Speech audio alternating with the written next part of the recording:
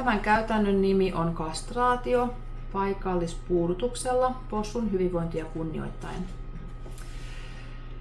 Olen Paula Muukkonen Jämijärveltä ja pidän mieheni kanssa tämmöistä emakkosikalaa, mikä on 210-paikkainen. Meillä on 1 työntekijä ja me pyöritämme kolmistaan tätä sikalaa. Aloitetaan työskentely sillä, että kerätään tarvittavat välineet, eli pahnuelista ja lääkkeet jääkaapista. Viedään ne leikkuupisteelle ja valmistellaan leikkuupiste. Sen jälkeen pahnue kerrallaan kerätään keräilykärryyn. Otetaan porsas hellästi 2 kädellä sieltä karsinasta ja otetaan kärryyn ja mennään pahnueen kanssa leikkuupisteelle takaisin. Siinä ensin otetaan käsittelyyn poikapossut. Toinen nostaa pojan tuohon vartalon eteensä ja toinen antaa rautakokkidioosi-rokotteen, metakan tulehduskipulääkkeen sekä tatuoinnin. Sen jälkeen poika ojennetaan toiselle työntekijälle, joka alkaa puuduttamaan possuja.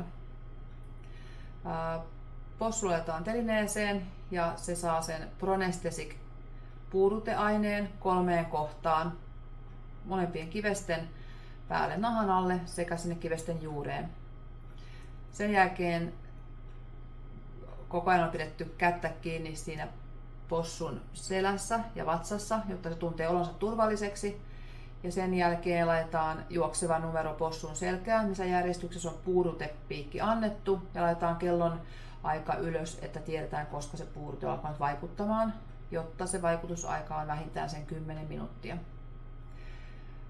Kun kaikki possut on keräilykorissa lämpölevyn päällä odottamassa kastrointia, niin sillä aikaa hoidetaan tyttöpossut.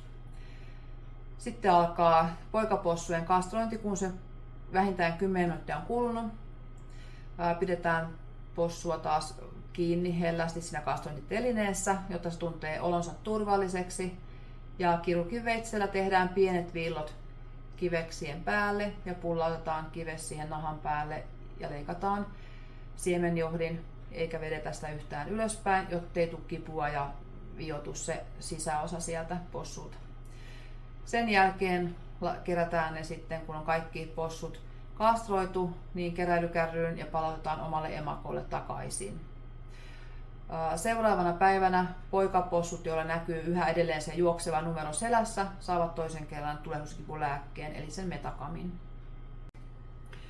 Kustannukset on noin 1,5 euroa per porsas ja siihen on laskettu lääkkeet sekä työvoima. Menetelmä ei vaadi erityisiä investointeja. Suomen eläinten hyvinvointikorvaus kattaa kustannukset vuosina 2025-2026. Menetelmällä ei ole vaikutusta ympäristöön ja tämä menetelmä on helppo kopioida kenelle tahansa, joka kastroi. Ja se parantaa tosiaan porsaiden hyvinvointia.